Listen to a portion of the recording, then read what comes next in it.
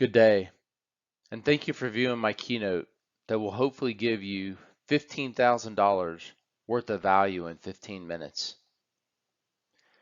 I want to start the keynote with two relevant quotes to help guide you and your business over the days and weeks ahead. The first quote by Winston Churchill, who said, "Never let a good crisis go to waste." And the second quote by Charles Darwin, who said, "It is not the strongest of the species that survives, not the most intelligent that survives. It is the one that is most adaptable to change." If we take both of those quotes together, I don't think any of us would argue that we are knee-deep in a crisis. That to survive, we must change. And if we do, chances are we as individuals and your business will evolve from this crisis in a better position than where we were prior to the crisis beginning. With that said, I am here today to offer my experience on what companies can expect from a financing or merger and acquisition perspective during a crisis, and what you as a CEO or entrepreneur should be doing to better position your company to prosper once the crisis comes to an end. First, like in 2008, access to capital is scarce. It is not just scarce for small companies, it is scarce for all companies. Let me say that again. Access to capital is scarce for all companies. Everyone is in a cash conservation mode, which means there will be little acquisition activity or fundraising activity for the foreseeable future. So what can you do? Conserve your cash. Let me say that again. Conserve your cash. Look for ways to extend the survivability of your business for the next 6 to 12 months until the capital markets return. Go to your service providers, your data center providers, your landlords, your utility providers, your credit card companies, anyone who you owe payables to, and ask them for a payment extension. Any extension will help preserve your cash. Also, make sure you are taking advantage of the government assistance programs being made available to all small businesses. Take advantage of the opportunity to borrow money that can be turned into a grant or a forgivable loan, or paid off over time at interest rates that have never been so low. I have seen rates at 0.5% or 3% over a 30-year period. Also, look at your OPEX and your CAPEX investments to make sure those investments still make sense based on where you need to take your business. I will touch base on that more in a moment. If you were fortunate enough to have raised capital in 2019 or early 2020, then chances are you are in a better position than others to weather this crisis. However, if you were not as lucky to raise capital or were in the process of raising capital, and now you find yourself needing to raise additional capital, look toward insiders who might already be familiar with your company, who may have been looking for a better investment entry point.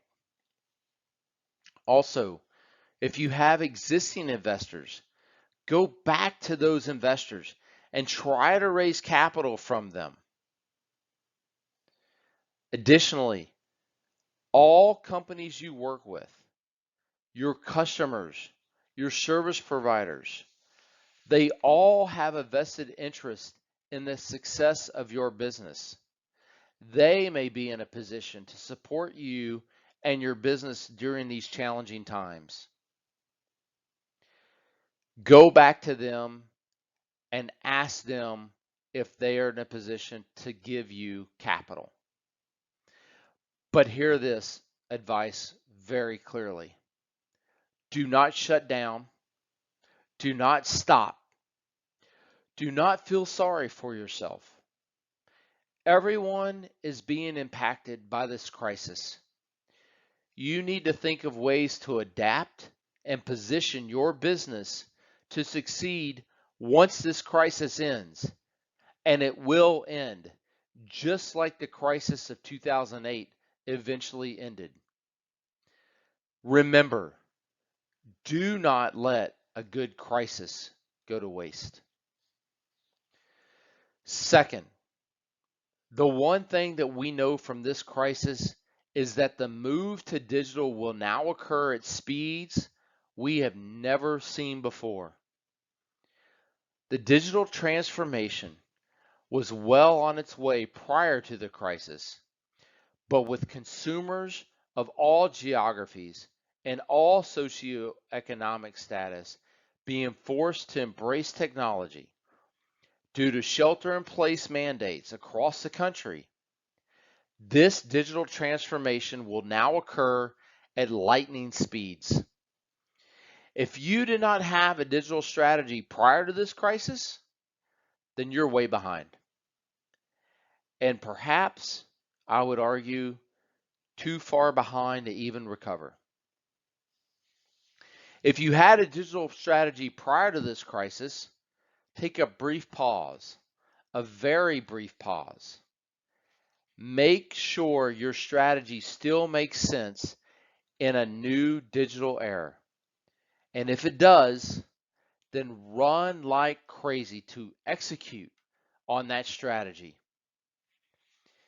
If it does not make sense or needs to be tweaked, make those changes immediately and even consider reallocating resources to get your digital strategy into the market as quickly as possible.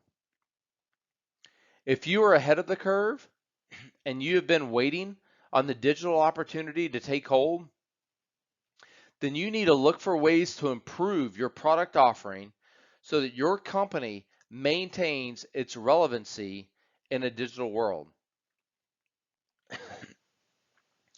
Lastly, I'll close with this. We do not know how long this crisis will last or how quickly we will get back to a sense of normalcy. What we do know is that the situation is fluid and that the situation will continue to change on an hourly, daily, or weekly basis. That means the decisions you make about your business, your employees, etc., may not be the correct decisions. It is completely understandable that mistakes will be made. It's okay.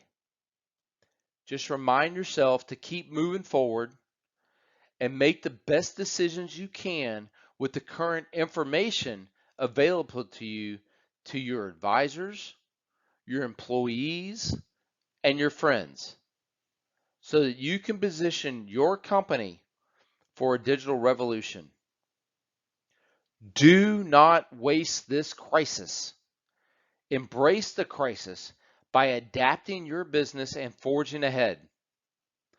If you do that, when the capital markets and the merger and acquisition activity open back up, then your business will be worth more and be in greater demand to investors or acquirers than it was prior to the crisis. I want to wish you, your employees, and your company good luck during these unprecedented times. Thank you for listening to this keynote. I hope you are able to take a few ideas back that will help you and your company be successful. Godspeed and good luck.